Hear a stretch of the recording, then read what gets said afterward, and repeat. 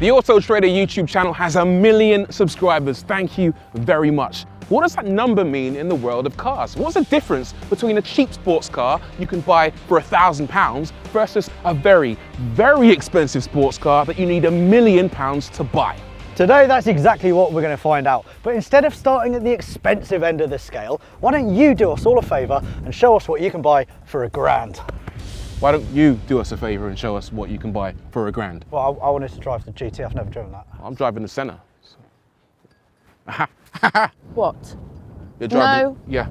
You used to own one though, so... No, I'm in the 911. Yeah. She's driving a TT. She is, yeah. No. Have fun. Thanks. Why is it always me?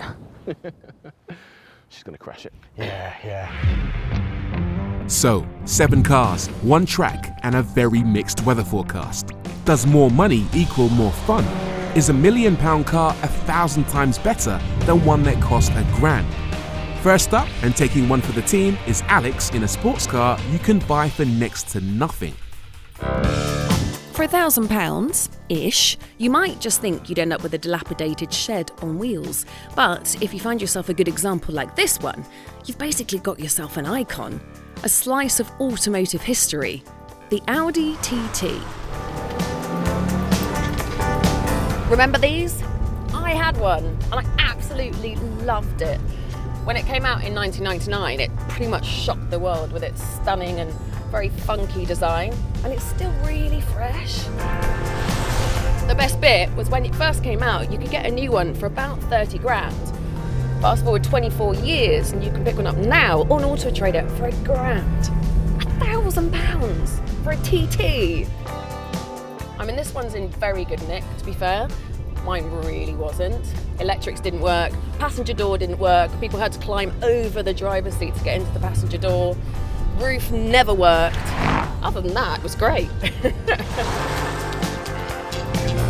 So the entry level was 1.8 litre, 180 horsepower, 235 newton meters of torque, all going to the front wheels. This one, 1.8 litre, 225 horsepower, and has quattro all-wheel drive. Oh, I love this car. So good. I forgot how twitchy it was though. I mean, underneath it's basically a Golf, but when it looks as pretty as this, who's going to complain? This particular mint example will set you back £2,000, but if you don't mind a Cat N car that needs a little TLC, you can get it far cheaper. Sure, you can spend a bit more on a sports car, but in terms of bang for buck, this is right up there. Any good? Yeah, it's good. I like it. 24 years on and it still feels pretty mint. What, the kind of mint that you find down the back of the sofa after it's fallen out your pocket like 6 weeks ago? No, genuinely, I like it. It's cool. So question, how was stability? I mean, it was a little frisky in the rain, but otherwise it's all right. Why? Well, let's just say, you know, when this car was first launched, they didn't actually fit it with a spoiler, and people found out the hard way that stability wasn't that good. It was a bit crashy. I've also noticed that this one doesn't have a spoiler, Right. so I'm genuinely surprised that you're still here. Fair play. Yeah. Hang on a second. You had an Audi TT. Did you have any incidents in your Audi TT? Did it have a spoiler? No. Oh. And I may have ended up in a central reservation, but I think it was raining then as well. Oh my God. No, honestly, I mean, like, granted, I guess if you spent 30 grand on it and it's a bit of a death trap, then you might be a little unhappy, but for £1,000... I mean, fair play, for £1,000, this does represent pretty good value for money, but let me tell you something. If you've got £10,000, you can buy something truly amazing. The 2007 BMW Z4 3-litre SI Coupe. With its 3-litre engine, manual gearbox and rear-wheel drive, this was a real sports car. Small but muscular, aggressive but sophisticated. There's just something about the Z4 Coupe that makes you want to climb in and drive.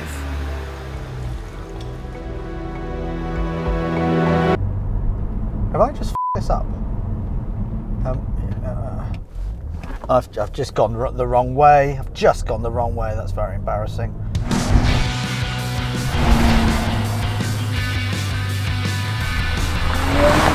Right then, ladies and gents, very, very familiar territory for me here. This is the BMW Z4, the E86. We've got a, wow! We've got a 3-litre straight 6 N52 engine, one of the finest engines that BMW has ever made. In the mid-2000s, this would have set you back £35,000. With inflation, £60,000. But you can buy them on Auto Trader for as little as £6,000 today. This superb example, supplied to us by Zachary Luke Cars, one of Auto Trader's 5-star retailers, is around £11,000. But even so, it feels almost exactly like it did when it was new. It is great on track, power for days. We've got 265 horsepower, around 230 pound-foot of torque. 0 to 60 takes about 5.6 seconds. And flat out, you're limited to about 155. It is really, really engaging. It is really fun. And because it's not too powerful, it's not going to kick your head in. Now, this being the coupe version, E86, it's actually 2.5 times stiffer than the convertible E85, so this is definitely the one to go for. This is also the SI model, 6-speed manual gearbox, which is fantastic. It feels like it's got a short shifter on it. The noise, the induction, the exhaust, quite raspy as well. I just feel so good, it feels so planted. This is my happy place. I love a Z4. Oh!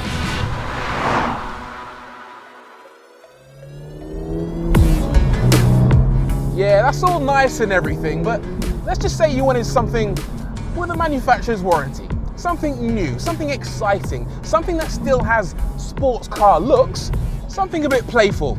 And if that's the case, then you might want to get yourself one of these. This is the Toyota GR86, the third model created by Toyota's Gazoo racing division. It's the baby brother of the GT86 and features updated styling, a bigger engine, improvements to the chassis, and extra fun factor.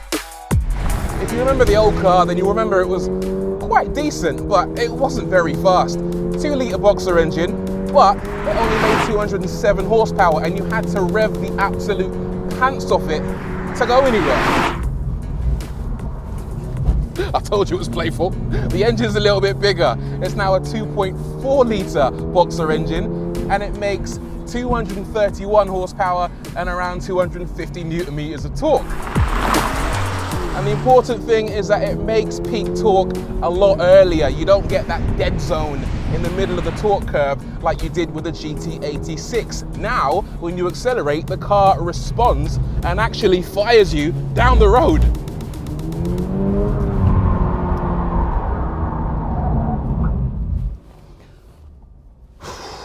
Or across the road. Wow. This car is still so much fun in the corners, honestly. It's incredibly tail happy. It doesn't use, my lord, look at that. It doesn't use the slippery Prius tires that the GT86 did. This one now uses proper rubber, but even so, my goodness, anytime you go near a bend, it just wants to slide.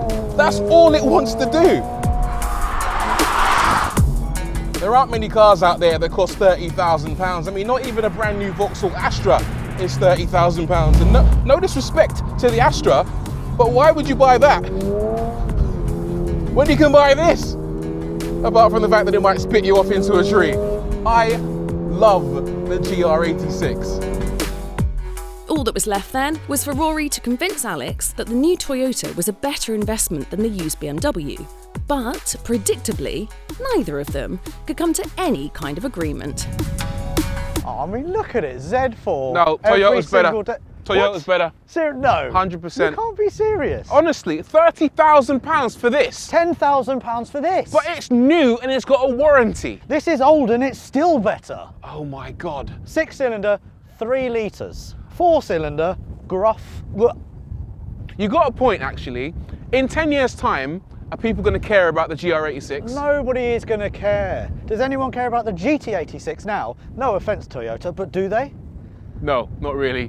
Also, value for money, this is better. Values of these going up, depreciation already done. This one wins. Thank you very much and good night. I've got to give it credit though, right? 30 grand, which is like nothing for a brand new car, and it is stunning to drive. Okay. So we can't just say it's crap. No, do you know what I do like? What? Blue.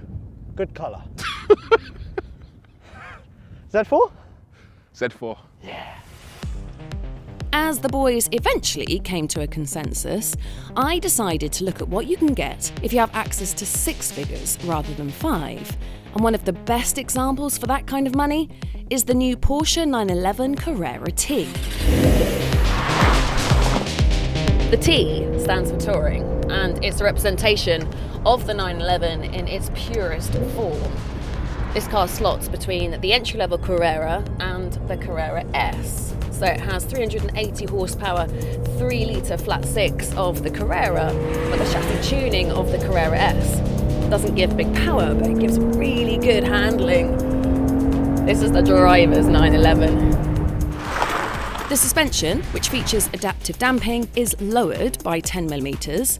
Wheels are 20 and 21-inch alloys, and Porsche's Sport Chrono package and PTV locking rear differential are both included.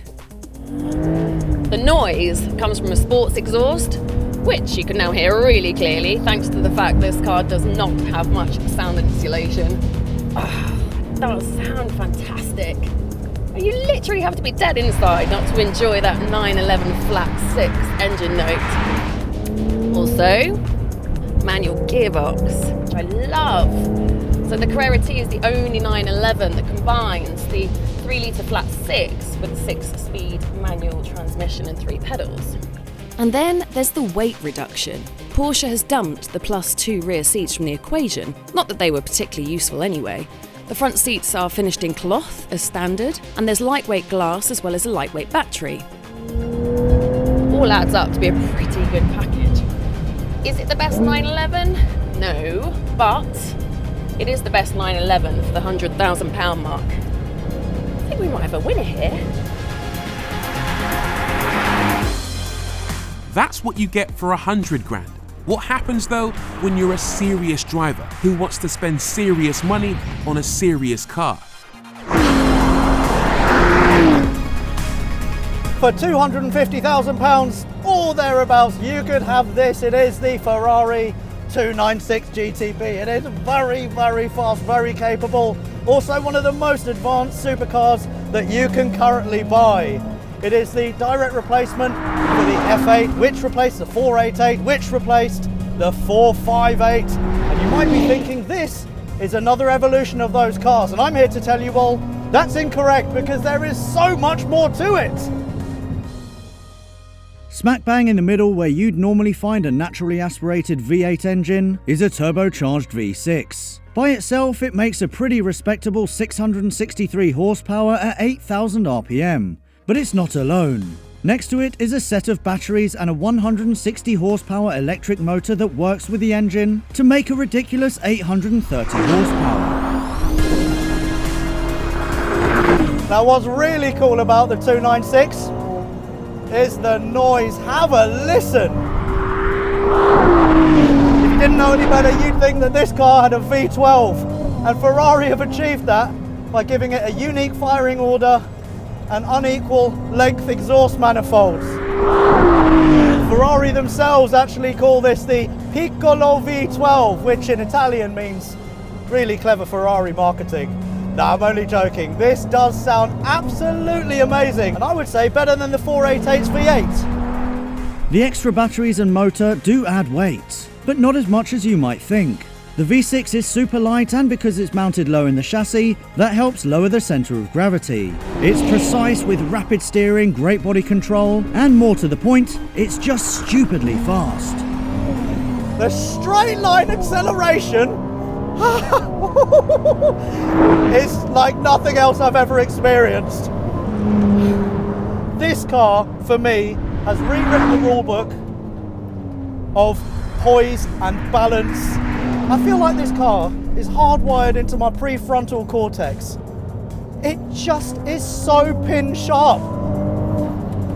For driving purity on track, I don't think it gets much better. Is this faster than a 911? Absolutely. Is it more exotic? Definitely. But is it worth £250,000? You're not going to find anyone who disagrees with that. No, I don't agree. What do you mean you don't agree? This thing's fantastic. No, the car, yes, is fantastic, but I do not agree with the price tag. The F8 was 200 grand. What makes this 50 grand more? Look, Ferraris cost money. This is the best here, so you pay the 250 grand. Except for this particular one is not 250 grand, is it? How much is it? 360. What? How much? £360,000, but it's fantastic. £360,000, and you think that is better value than that? Absolutely. The Porsche 911. Manual gearbox, I'll give you that, but this V6 hybrid turbo, the fastest thing in the world, 800 horsepower. The only thing I probably wouldn't spec is that bit there. £14,500. 14.5 grand. Yes, but this is the best car here, bar none. 911 doesn't even get a look in. For the paintwork. Yes, it's an option, okay? You don't have to go for it. Oh, what's that?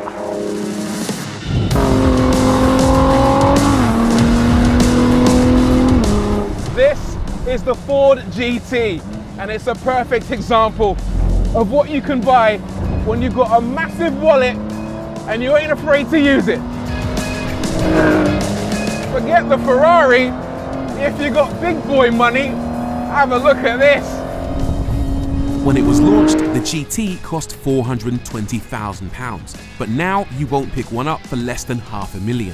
More realistically, you'll be looking in the region of £700,000. What a price tag, and what a machine. We'll talk about the way it drives in just a second, but the first time you get close to a Ford GT, all you want to do is just stare at it because it looks like an absolute spaceship. And then there's the engine, which you can probably hear. God, is this thing loud. It's a 3.5 litre twin turbocharged V6 that knocks out 656 PS and 745 newton meters of torque. 0 to 62, 2.8 seconds. Flat out 217 miles an hour. The engine actually shares most of its DNA with the engine you get in a Ford F-150 pickup truck. And it does kind of sound like a pickup truck. A pickup truck on crack. But the power and the noise aren't the main selling point, it's the chassis. The Ford GT was built primarily as a race car, designed to help Ford win Le Mans. But in order to be allowed to compete, they also had to homologate the car for the road. But in reality, it really is best on track. The driving experience is really quite raw. It's probably very reminiscent of old school supercars from the 80s in the sense that it feels very unforgiving. Right, is it playful? Can you slide it? Turn it in, get on the power. It's a handful. It's an incredibly responsive car. Everything you do seems to provoke some kind of response. And in that sense, you've got to be quite delicate with the thing because if you overdrive it, it will punish you. This isn't one of those supercars that is forgiving and wants to let you off for making mistakes. It makes you actually feel like a bit of an idiot if you get things wrong.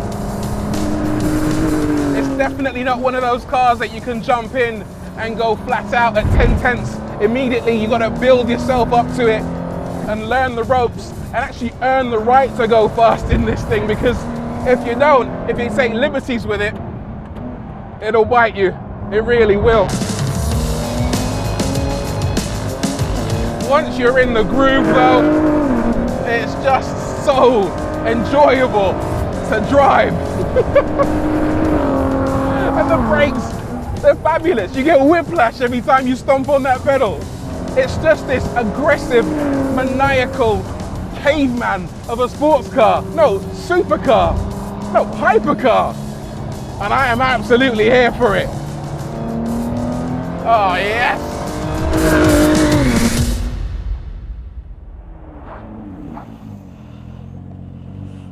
Nice. Oi, oi. All right. Is it as good as it looks? Better, honestly. It is mad, to be fair. Could you make it do the thing? The drop. Yeah, do the drop. Do the All right, drop. Watch this. Hang on. Oh, that's cool. That is And so up, cool. and up again. Yeah. Oh, just to make sure it works. It is very, very cool. Question. Go on. Is it £500,000 amazing? I'm still trying to work that out, to be honest with you. It's quite scary. That's the main thing I'm taking away from this, because you go into a corner with cold tyres, it's all over the shop, understeer, oversteer. You've got to be so gentle, otherwise it will bite you. But 500k, I don't know. Yeah. A lot of money. How much is a Ferrari? Yeah, well, that one there is 250. No, it's not. As tested, 360 granted, but it's a £250,000 car. Is this better than the Ferrari? I've driven them both, and I still don't know what the answer You're is. struggling, aren't you? I am struggling. You're struggling. This one for sure. Well, on the track, I think this is better. It handles better, it's faster on a circuit. In a straight line, the Ferrari's immense, as you know. Yeah. But still, look at it. It is. It is. And I am dressed in... Yeah, you do look You are like. dressed to impress. That is so pathetic. I love it. Yeah, I just don't know. But so far, I've got to say, it's my favourite car. All right, can't ask further than that, can you? Yeah. Because for me, the Ferrari is my favourite car. Yeah? Yeah. Well, I have a feeling it only gets better from here. And that's because our next and final step up the price ladder is a car unlike any other. A hypercar built in the UK, but that perhaps to this day is a world leader when it comes to road legal track performance. This is the McLaren Senna. Okay, so how much is this thing? £1 million. It's not actually a million though, is it? Well, it's not £1 million. It's 750 grand, plus options, plus all the stuff you're going to need to actually drive it. So I'm talking about tyres, insurance, track days, all the consumable brakes. So when you add all that up together, you're looking at £1 million. Plus the cheapest one you can get on Auto Trader is like 950k. So as near as damn it, you're looking at a cool million. All right, Easy. yeah, you're right. So, keys. Hold on, he's not right, and I'm driving it. No, you're not. No, it's my turn now. No, I always get the rubbish ones. Yeah, but I'm for a Rory. Children, yeah, no need to be childish. There's a very grown-up way of settling this. Rock, paper, scissors. I'm pretty good at rock, paper, scissors, to be fair. All right, I'm feeling lucky. hang on. I'm How are we feeling doing lucky. it? On. Okay, rock, paper, scissors, shoot. Okay. All right, Here we go. okay. Ready? Ready? Rock, paper, scissors, shoot. All right. Fair's fair, I'll give you a go. Can you move your TT out of the way, yeah? Don't crash it.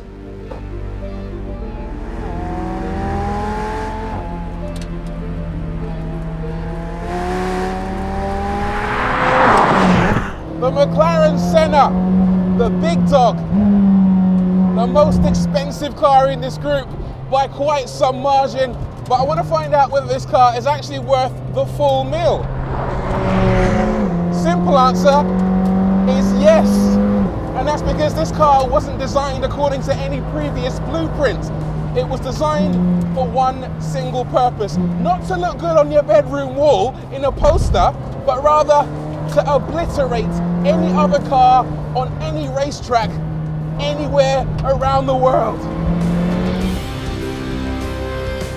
The Senna is covered in intricate detail. Wings, flicks and channels, all designed to manipulate air across the front, down the sides, underneath and over the car.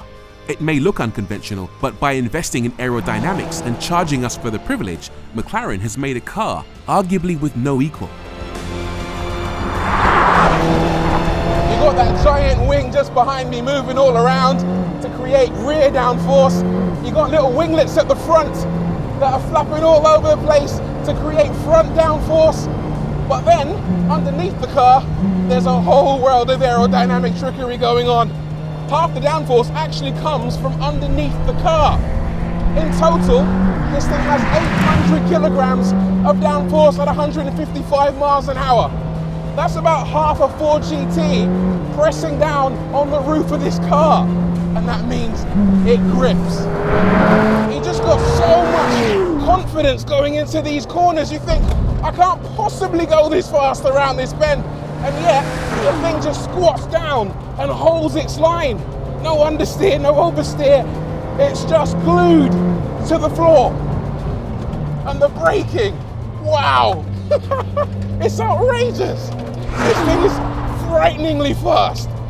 Oh, It's a rocket ship. The car just makes you feel like an absolute hero. And it's a savage in a straight line, less power than the 296, but it's still got the same 0 to 62 time. And it's quicker from 0 to 124, 6.8 seconds. Flat out, you're doing 208 miles an hour. This is outrageous. The thing that's impressive is that it's playful as well. You can actually get on the power and it'll slide all day long.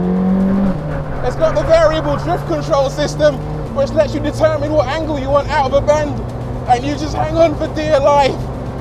It's such a treat. Some people might say £1 million is way too much money to spend on a car, but those people have never driven a McLaren Senna. This thing is unbelievable. Forget about the way it looks. If you ever get an opportunity to drive one of these, take it with both hands, because it will absolutely reset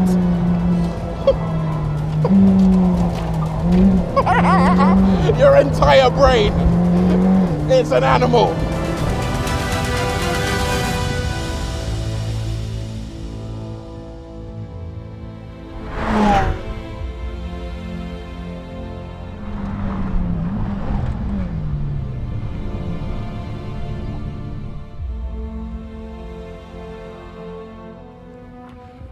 Oh my God, that car is good. I keep forgetting, it's insane. Okay, so Rory, question. It's good, but is it £1 million good? Oh, 100%, 100%. No. What they've done with that car is just different to everything else. It is the ultimate driver. Forget BMWs, that's probably the best car I've driven. You've hurt me there. Is it worth all of them and then some £1 million worth? I just think it is. Look at it. It looks so different because it is so different. It's another level. I got a question for you though, right? What out of all these cars do you think represents the best value for money?